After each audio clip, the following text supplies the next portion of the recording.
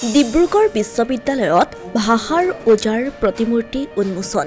ডিব্ৰুগড় বিশ্ববিদ্যালয়ৰ জ্যোতি বাটচৰাৰ কাষত এতিয়াৰে পৰা জিলিকিব ভাষাৰ ওজা হেমচন্দ্ৰ বৰুৱাৰ প্ৰতিমূৰ্তি।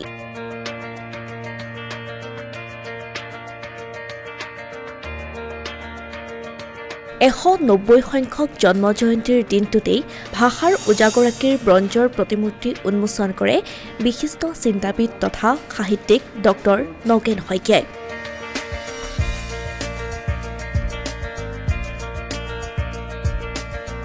মঙলবাৰে ডিব্ৰুগড় বিশ্ববিদ্যালয়ৰ জ্যোতি বাটচৰাৰ সমীপত অনুষ্ঠিত হয় ভাষাৰ ওজা হেমচন্দ্ৰ বৰুৱাৰ জন্ম জয়ন্তী।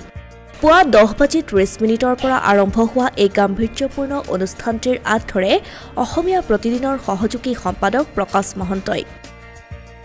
এই অনুষ্ঠানতে ডক্টৰ নগেন শইকীয়া, ডিব্ৰুগড় বিশ্ববিদ্যালয়ৰ উপাচাৰ্য জিতেন হাজৰিকা, ডিব্ৰুগড় বিশ্ববিদ্যালয়ৰ অৱসৰপ্ৰাপ্ত অধ্যাপিকা কৰবী ডেকা হাজৰিকা, বসন্ত গোস্বামী, ডিব্ৰুগড় বিশ্ববিদ্যালয়ৰ পঞ্জীয়ক পৰমানন্দ সোণোৱাল, ডিব্ৰুগড় বিশ্ববিদ্যালয়ৰ প্ৰাক্তন পঞ্জীয়ক ৰোহিণী বুঢ়াগোহাঁইক একোখনি ফুলাম গামোচাৰে সম্বৰ্ধনা জ্ঞাপন কৰে অসমীয়া প্ৰতিদিনৰ সম্পাদক তথা স্বাধীন প্ৰতিদিন গোষ্ঠীৰ অধ্যক্ষ জয়ন্ত বৰুৱাই।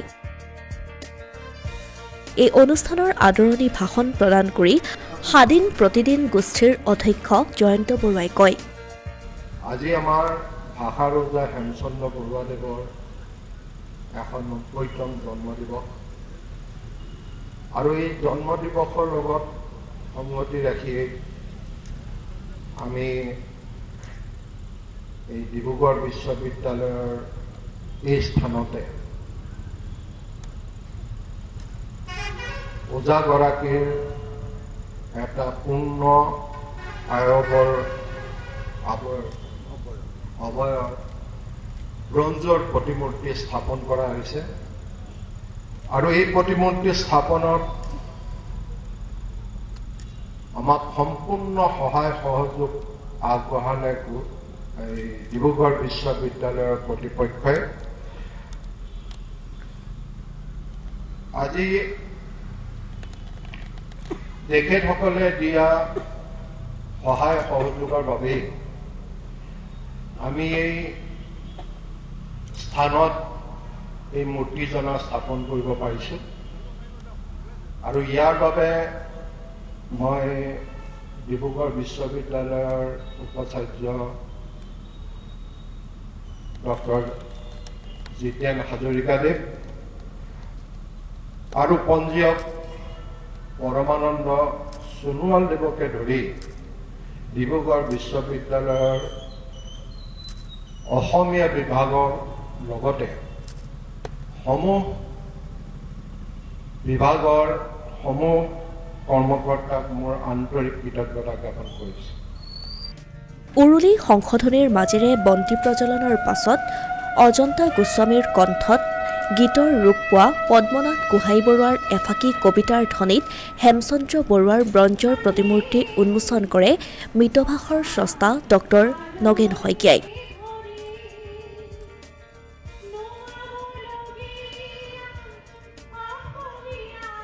ইয়াৰ পাছতেই পুষ্পাঞ্জলি অৰ্পণ কৰা হয় ভাষাৰ ওজা হেমচন্দ্ৰ বৰুৱাৰ প্ৰতিমূৰ্তিত। ইয়াৰ পাছতেই অসমীয়া প্ৰতিদিনৰ সম্পাদক তথা হেমচন্দ্ৰ বৰুৱাৰ পৰিণাতি জয়ন্ত বৰুৱাৰ উদ্যোগত স্থাপন হোৱা এই প্ৰতিমূৰ্তি উন্মোচন কৰাৰ বাবে ডক্টৰ নগেন শইকীয়াক ধন্যবাদ জ্ঞাপন কৰে অসমীয়া প্ৰতিদিনৰ সহযোগী সম্পাদক প্ৰকাশ মহন্তই।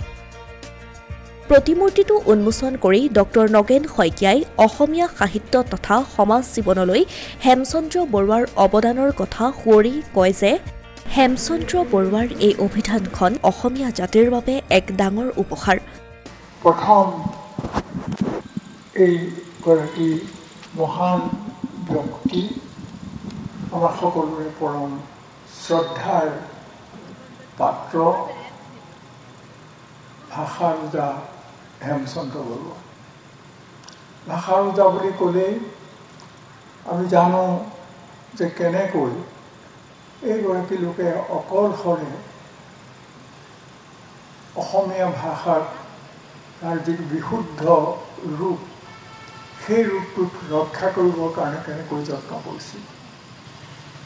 কোনো সন্দেহ নাই আমেৰিকান বেপ্টিষ্ট মিছনেৰীসকলে অসমীয়া ভাষাক ৰক্ষা কৰিবৰ কাৰণে প্ৰথম তেওঁলোকে কলম ধৰিছিল।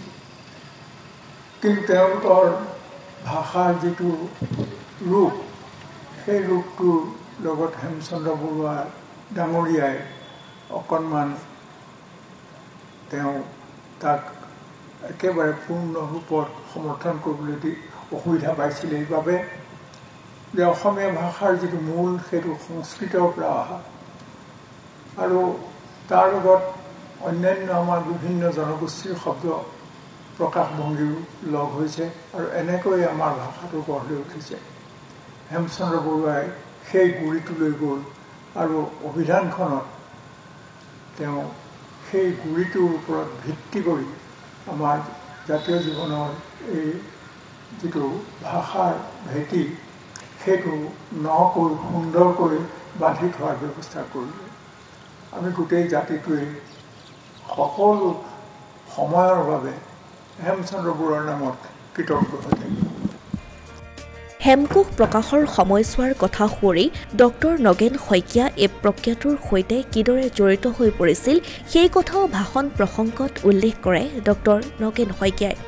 আৰু তেখেতৰ অভিধানখন প্ৰকাশৰ ক্ষেত্ৰতো মোৰ মনত পৰে যে আমাৰ ঘৰত সেই অভিধানখন আছিল। দেউতা শিক্ষক আছিল, গতিকে হেমকোষ সেই সময়ত তেখেতসকলৰ লগত আছিল আৰু সেই হেমকোষখন মই সেই সময়ত বাণী মন্দিৰৰ সূৰ্য হাজৰিকাই কিবা কিতাপ ছপাব পাৰে নেকি, তেওঁ তেতিয়া ইয়াতে আছিল। মই কৈছোঁ যে এই পুথিখন যদি তুমি ছপাব পাৰা ভাল। ছপালে, কিন্তু কিছু বস্তু তাত দুই এটা বস্তু সাল সলনি ঢাকি দিলে। ঢাকি দিয়াৰ ভিতৰত আছিল যেনে হেমচন্দ্ৰ বৰুৱাই সেই সময়ৰ জাতিসকলৰ কথা কওঁতে সেই সময়ত যিটো প্ৰচলিত শব্দ যিবোৰ আছিল সেইবোৰকে ব্যৱহাৰ কৰিছিল। সেইবোৰ এতিয়া আৰু সঁচাকৈ ব্যৱহৃত হোৱা উচিত নহয়, নকৰেও। গতিকে তেওঁ সেইবোৰ ঢকাৰ ব্যৱস্থা কৰিছিল। মই তেতিয়া ক'লোঁ যে নহয়, সেইবোৰ ঢাকিব নালাগিছিল, কাৰণ সেইবোৰে সেই সময়ৰ যিটো ৰূপ সামাজিক জীৱনৰ সেইটো প্ৰকাশ কৰিছে। ইফালে স্বাধীন প্ৰতিদিন গোষ্ঠীৰ অধ্যক্ষ জয়ন্ত বৰুৱাৰ সমূহ পৰিয়ালবৰ্গ, ডিব্ৰুগড় বিশ্ববিদ্যালয়ৰ কেইবাগৰাকীও অধ্যাপক, পঞ্জীয়ক ডক্টৰ পৰমানন্দ সোণোৱাল, ইলোৰা বিজ্ঞান মঞ্চৰ বিষয়ববীয়াৰ লগতে বহু বিশিষ্ট ব্যক্তি উপস্থিত থকা এই অনুষ্ঠানতেই ডিব্ৰুগড় বিশ্ববিদ্যালয়ৰ উপাচাৰ্য ডক্টৰ জিতেন হাজৰিকাই কয়, এতিয়াৰে পৰা প্ৰতিবছৰে ডিব্ৰুগড় বিশ্ববিদ্যালয়ত 10 ডিচেম্বৰৰ দিনটোত পালন কৰা হ'ব ভাষাৰ ওজা হেমচন্দ্ৰ বৰুৱাৰ জন্ম জয়ন্তী। এইটো এটা আমাৰ কাৰণে স্মৰণীয় দিন হৈ ৰ'ব আৰু সেইকাৰণে আমি ডিব্ৰুগড় বিশ্ববিদ্যালয় আজিৰ দিনটো আচলতে হেমচন্দ্ৰ বৰুৱাৰ এই দিনটো প্ৰতি বছৰে ডিব্ৰুগড় বিশ্ববিদ্যালয়ত আমি বিশ্ববিদ্যালয় কৰ্তৃপক্ষৰ ফালৰ পৰা উদযাপন কৰিম। আজি আৰম্ভণি। অকল সেয়ে নহয়, হেমচন্দ্ৰ বৰুৱাক আমি সদায় সুঁৱৰি আহিয়ে আছোঁ। উল্লেখ্য যে এই অনুষ্ঠানত উপস্থিত থাকি ভাষাৰ ওজাগৰাকীক শ্ৰদ্ধা নিবেদন কৰে সকলোৱে। ইফালে 190 সংখ্যক ভাষাৰ ওজাগৰাকীৰ জন্মজয়ন্তী ৰাজ্যৰ ভিন্ন প্ৰান্ততো উদযাপিত হয়। কটন বিশ্ববিদ্যালয়, গুৱাহাটী বিশ্ববিদ্যালয়তো বিভিন্ন কাৰ্যসূচী গ্ৰহণ কৰা হয় তেওঁৰ জন্মজয়ন্তী উপলক্ষে। গুৱাহাটী বিশ্ববিদ্যালয়ত ইলোৰা বিজ্ঞান মঞ্চ আৰু বিশ্ববিদ্যালয় কৰ্তৃপক্ষৰ লগতে কটন বিশ্ববিদ্যালয়ত অসমীয়া বিভাগৰ উদ্যোগত উদযাপন হয় ভাষাৰ ওজা হেমচন্দ্ৰ বৰুৱাৰ 190 সংখ্যক জন্মজয়ন্তী। Asomiya Pratidin digital desk.